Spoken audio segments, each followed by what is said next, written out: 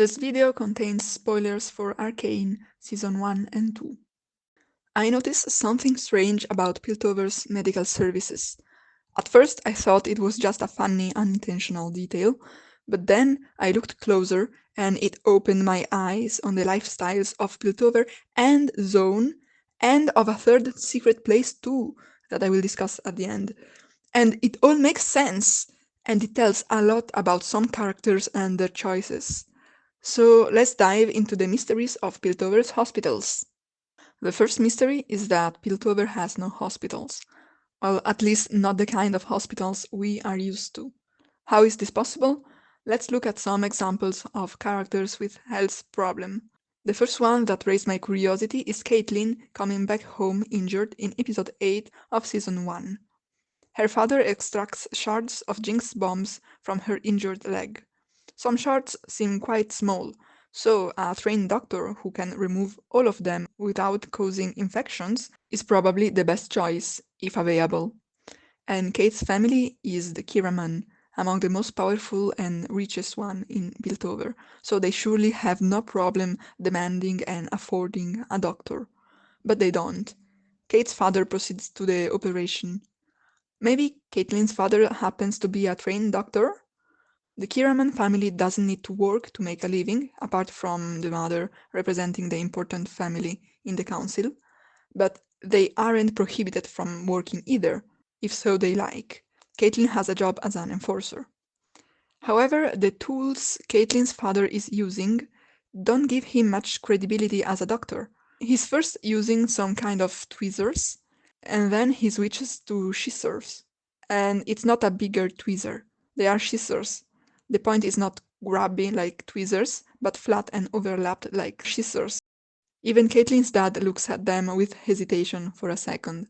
He's taking these tools from a small box that looks like a case of tools for generalized body care and quite fancy. He's collecting the removed shards on a tea plate with the Kiraman symbol, and he's not even wearing sanitary gloves. These are not the tools of a trained doctor. But maybe a doctor is not required. Kate squirms and grunts because of the pain, but moderately, so maybe her injury is not that serious and can be taken care of by a common person. It still seems strange that the most important family of Piltover doesn't bother calling a doctor for their only daughter, but okay, let's keep looking at other examples of injured people in Piltover. For example, the victims of Jinx's attack against the Council. In the first scene of season 2, Jace sees Victor unconscious under the rubble. He picks him up and runs with him to their laboratory, not to a hospital or an emergency room. He doesn't call the ambulance or any similar service that might exist in Piltover. He goes to their scientific laboratory. How much does he know about the healing power of Hextech? Not much. Victor is the one who explored it the most in secret, and anyway Jace too, so that in the end the improvements in Victor's health were temporary. So why bring him directly to the Hexcore, without any certainty, but with lots of doubts, instead of racing him to the nearest, more reliable medical service? Maybe because this very unreliable, experimental, obscure Hexcore was Jace's best option. So there were no medical utilities offering a better option than this. But maybe it's because Jace trusts magic too much. He spends a lot of time praising the good that magic can make, especially improving people's lives, since he already experienced it in the first person. So maybe Piltover has medical facilities, but Jace disdains them because he's obsessed with healing magic. Still strange to expose his best friend's life to this risky bet without his consent, but okay, let's keep looking at other examples. Another survived but injured victim of the attack at the council is Salo. He loses the ability to move his legs and starts using a wheelchair. Losing the ability to walk is not synonym with a poor healthcare system. It depends on other factors too, such as the severity of the injury. On the other hand, The presence of a wheelchair does not prove the existence of a medical expert who prescribed it, nor of a healthcare system that provided it, especially when the user is rich enough to commission any type of support he needs or desires. But there is an interesting observation about Salo's wheelchair. Despite it being very functional and even automated, it is not considered the norm in Piltover. This observation is not mine. I read somebody highlighting it on the internet, but I can't find again who it was, and I'm very sorry. So if you know, please let me know, and I will add the reference in the description. This person observed that Salo entering the council room with a wheelchair is forced to go through stairs, and the camera zooms on this. The council room is not built to be accessible to wheelchair users. Physically disabled councillors are not an expected occurrence. They are not used to deal with this kind of physical problems. Let's look at the other councillors. One of those dead in the attack in Season 1 has a mask and possibly other metallic pieces on him, but I am not able to understand if they are prostheses, making him a disabled character who adjusts thanks to technology, or if, for his clearly not human species, these metallic parts are considered within the norm of able bodies, or maybe they are just ornamental. I think they are not prostheses, because those are typical of Zone. In episode 4, season 1, a counselor, the one with a bird, says that shimmer and body replacements are proofs of Zone's ingenuity. In fact, as we will discuss later, mechanical prostheses are common in Zone, while not at all in Piltover. Other than maybe the tall non-human counselor, the only other prosthesis we see is not really a prosthesis but rather a mask hiding a disfiguration on Council Shula's face. But that is not a medical support to improve a function, but an aesthetical one. Looking for other examples of characters in need of medical attention, I found two cases in which people are more or less hospitalized in Piltover. One is Victor, after he faints in the laboratory in episode 5, season 1. He wakes up in a bed with Jace waking him. There is a tube connected to his nostrils, probably bringing air to him, and some instruments next to the bed that resemble those hangers in hospitals to hold a bag of liquids connected to the patient's veins. The room, however, doesn't resemble a hospital room. It might be one, in Piltover's fashion, or it might be a random room in which they just brought the medical equipment. And the equipment used on Victor is not curing him from his disease. It's not fixing the things that make him feel pain. It's just providing, at best, air and some nutrients that any body normally needs, while waiting for him to awaken and recover on his own. This seems like an unfair judgment of the cures provided, but later a big difference will stand out in the comparison with other cases in which an intervention produces evident health improvements, which are not indicated here. There are no doctors in sight, but Jace mentions them and their diagnosis of Victor's short life expectancy.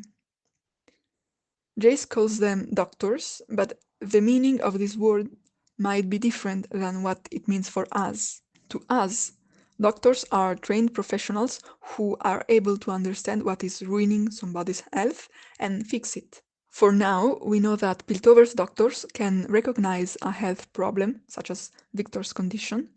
However, we haven't seen them cure him nor anybody. The other more or less hospitalized person is Vi in season 2. In episode 6, she is injured, and in episode 8, she wakes up in a bed with a tube attached to her wrist, and Laurie's waking her.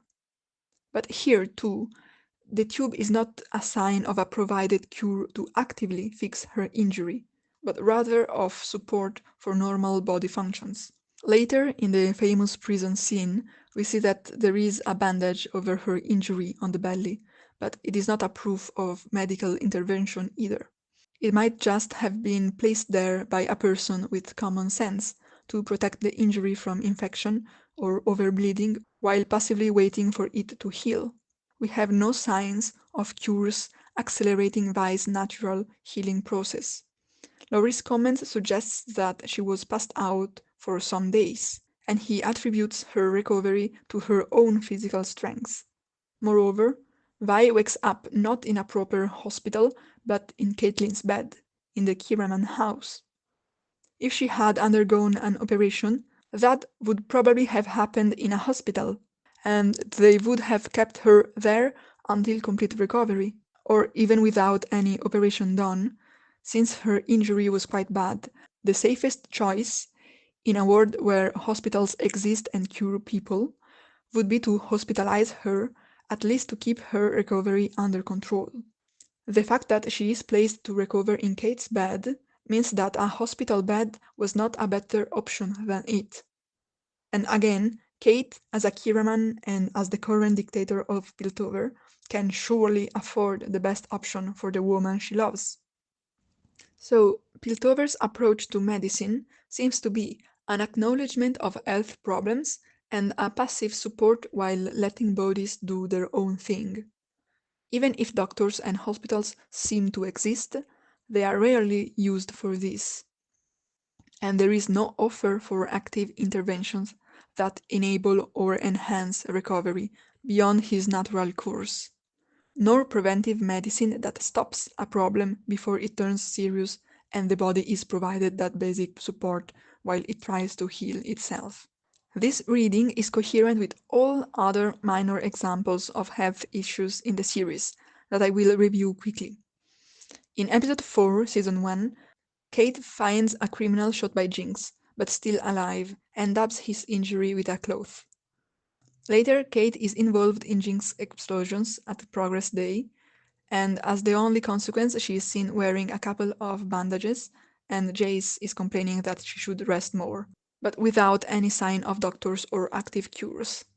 Later, a flashback is shown about the criminal found by Kate arriving to the prison. There is no sign of the shot received, nor of cures provided to him, but maybe any of this is simply covered by his clothing.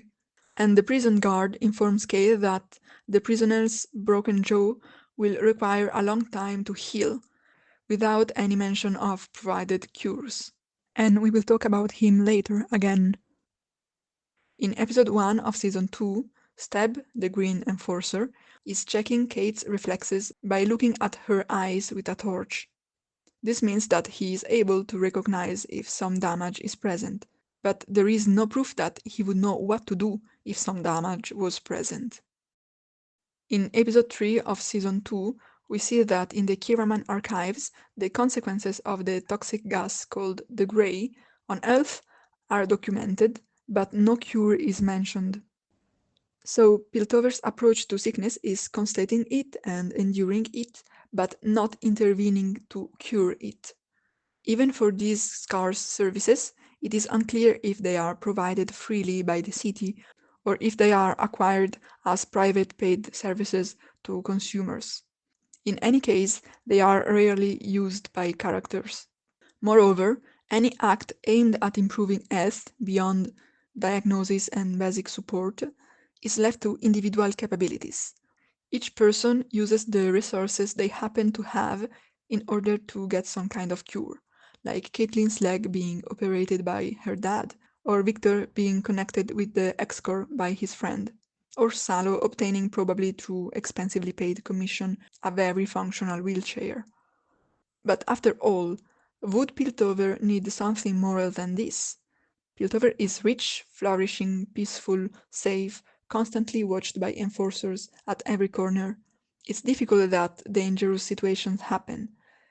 There are all kinds of comforts. People are rarely injured.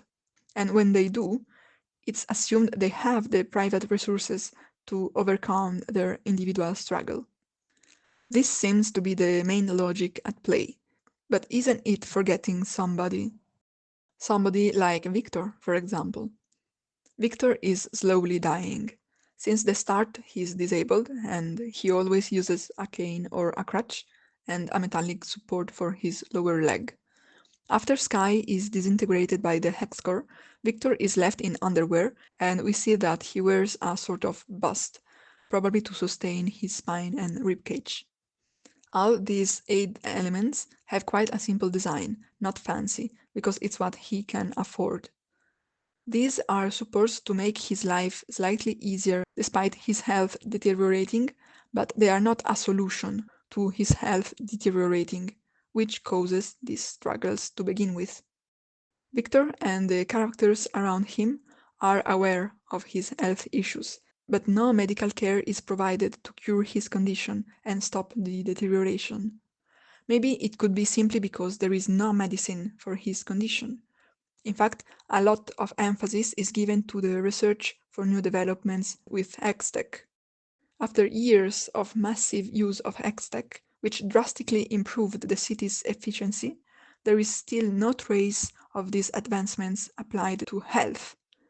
It's peculiar that the self-proclaimed city of progress has a lot of technology, vastly used to increase efficiency, production, business income, but it doesn't bother applying this wondrous technology or spend a fraction of this increased profit to offer proper, complete healthcare to the population, even for those who are unlucky enough to need active cures or can't count on private means to ease the recovery.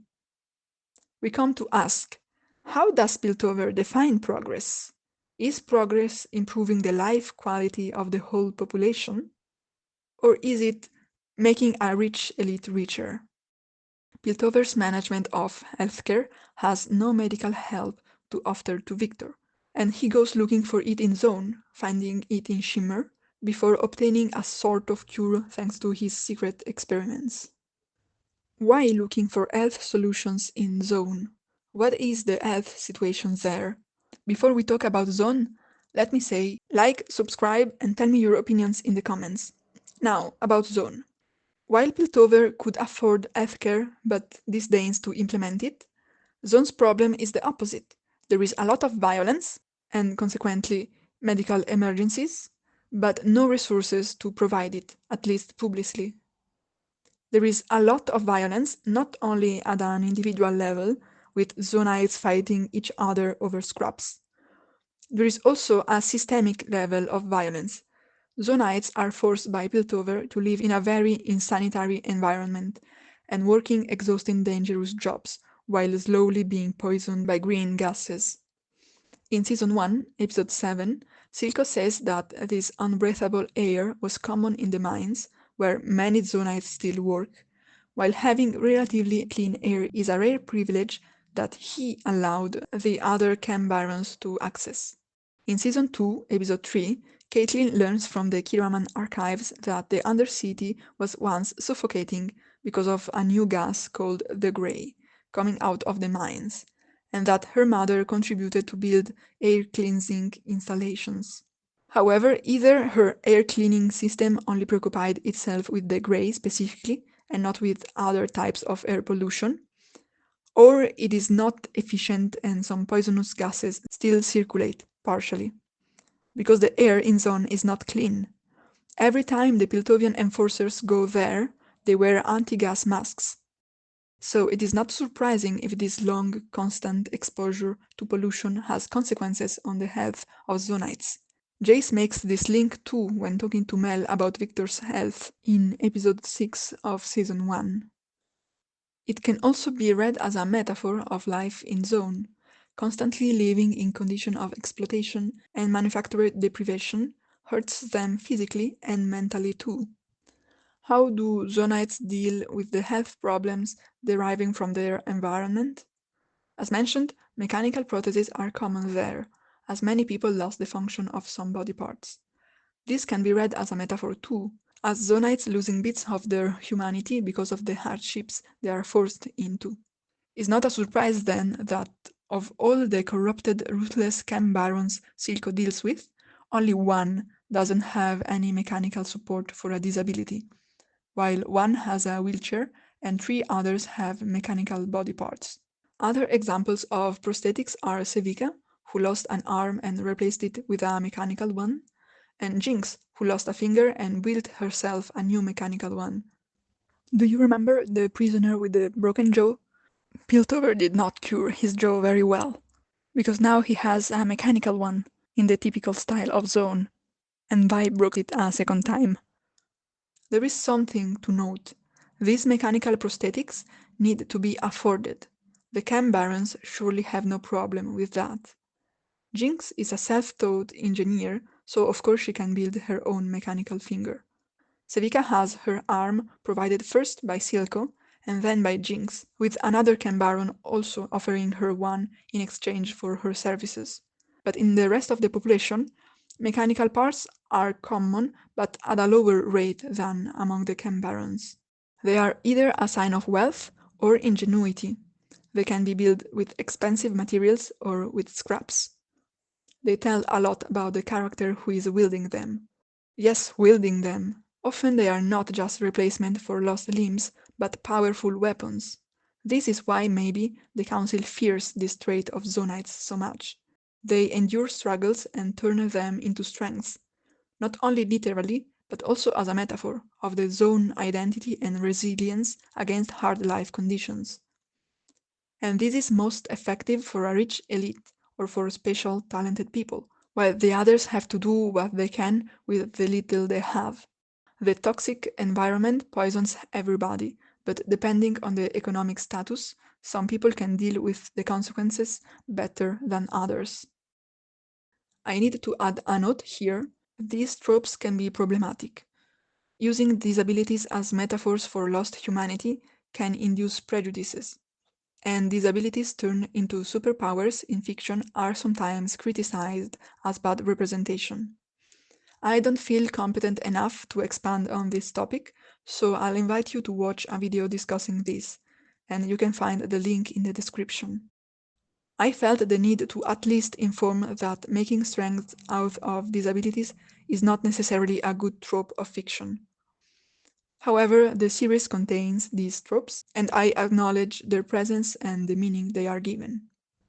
The counselor mentioned mechanical limbs together with Shimmer as proofs of Zone's survival skills and potential threats. We know how destructive this drug can be, but time to time we see it used as a cure too. This duality is the core of Shimmer. Singed invented it while researching a way to bring her daughter back to life.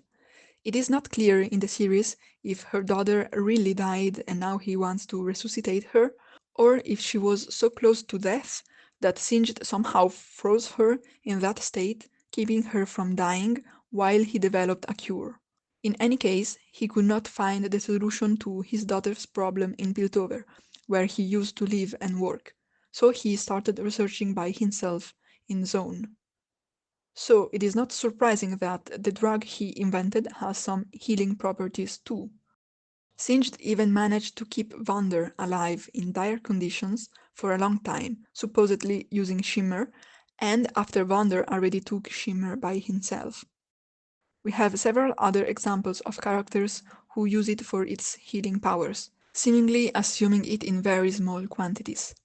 As said, Victor goes to Zone to get Shimmer and improve his health, something that he can't do with the resources found in Piltover. The curing power of Shimmer, in this case combined with the Hexcore, is much more evident than the hypothetical care of invisible doctors in Piltover. For the first time in his life, Victor can run. Vi too in Season 1. She is heavily injured by Sevika in Episode 5, and in Episode 6, Kate gets her Shimmer, which cures her immediately, with a peak of pain. Funnily enough, the drug dealer Kate buys the Shimmer from is the closest thing we see to a pharmacy in the whole series, in my opinion. Silco seems to use Shimmer for his eye. He already picks it with a needle before the first test of Shimmer on the mouse in Episode 1 of Season 1, so probably without Shimmer at the time. But later we see Jinx needling his eye for him, and pink streaks form on his face, probably a sign of Shimmer usage. Maybe the implementation of Shimmer improved the cure he was already using for his eye. In this case, we don't see a curing effect of Shimmer, even if its use is made visible.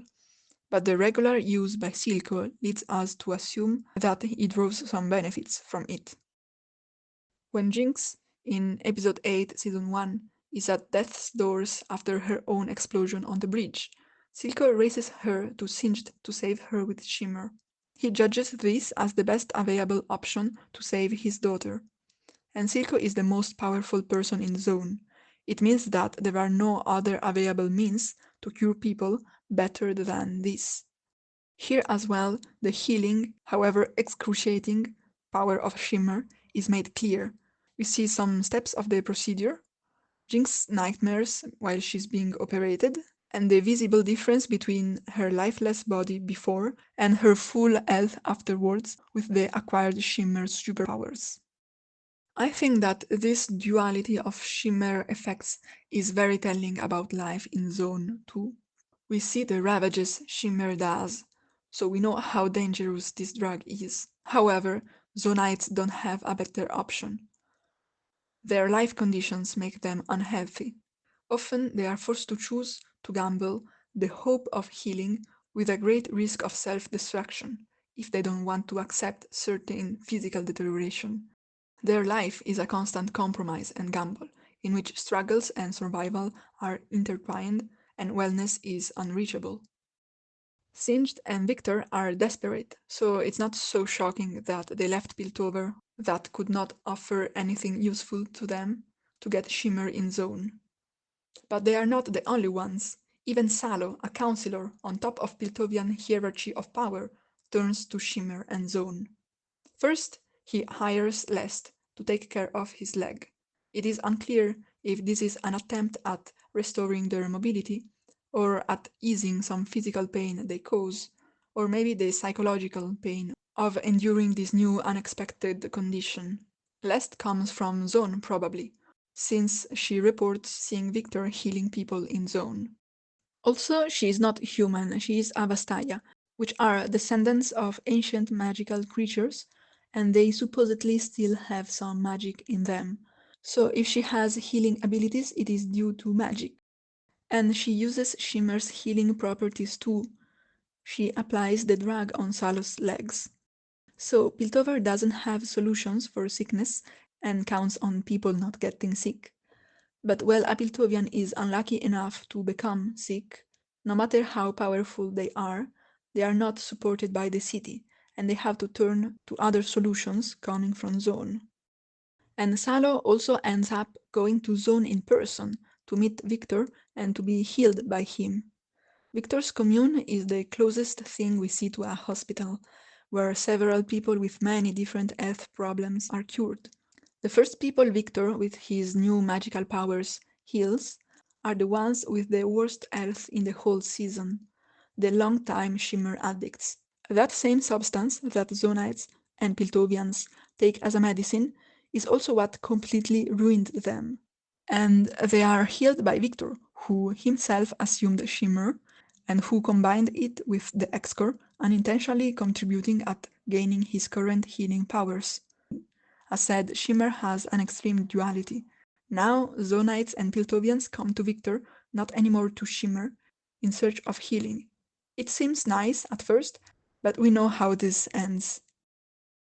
Until now, by observing Piltover and Zone, the picture of the healthcare system in Arcane is not comforting. However, there is a bright spot. It's Echo, of course, and his community. After fighting Jinx on the bridge in episode 7, season 1, Echo has his leg injured. Heimerdinger finds him struggling in episode 8 and points out that he needs medical attention. It is funny to notice this statement by Heimerdinger because this is a common expression for us in our world, while we have already showed that in Piltover, until now, no doctor is seen actually performing any healing action. Maybe Heimerdinger refers to a better understanding of echo injury, not to cure it, but to passively monitor its natural self-healing process and propose supporting tools if the problem persists or produces other problems. But somebody can cure Echo's leg. It's Scar, his blue friend with big pointy ears, a member of his community. When Echo and Heimerdinger arrive together, Scar quickly manipulates Echo's leg, causing crackling sounds and an expression of pain on the boy's savior's face. However, after this, his leg seems fixed, or at least prepared to a more certain healing process, and he looks at it with relief. Scars seems to be able not only to recognize this type of injury, but also how to deal with it with confidence in order to foster healing. His active operation on an injury is shown directly, and the result is presented as relieving. Maybe it also has to do with the fact that he is a Vastaya too. In any case, to me, this seems to be quite a different case than Piltovians counting on individual bones to find cures. Since Carr is a member of Echo's community, he is likely to deliver this service to the whole community, not just to Echo because they are friends. So Echo's firelights are the only small place in which sick people can find available services for their health and wellness. It's not a coincidence that this is the same place with the only clean air in zone, thanks to the tree. And as Echo tells Vi, this community includes many victims of Silco's shimmer. These elements are symbolic of what Echo's community represents in zone, and in opposition to Piltover. Not a toxic environment where survival is a constant fight between the poor, nor a majestic golden facade that only caters to power and forgets the weak, but an inclusive, thriving community based on mutual help. I think that these observations help us understand better Piltover and Zone, as well as several themes of the series. About the future relations between the two cities, it's a discussion I included in this video. There are many other topics in my playlist of Arcane video essays. Bye!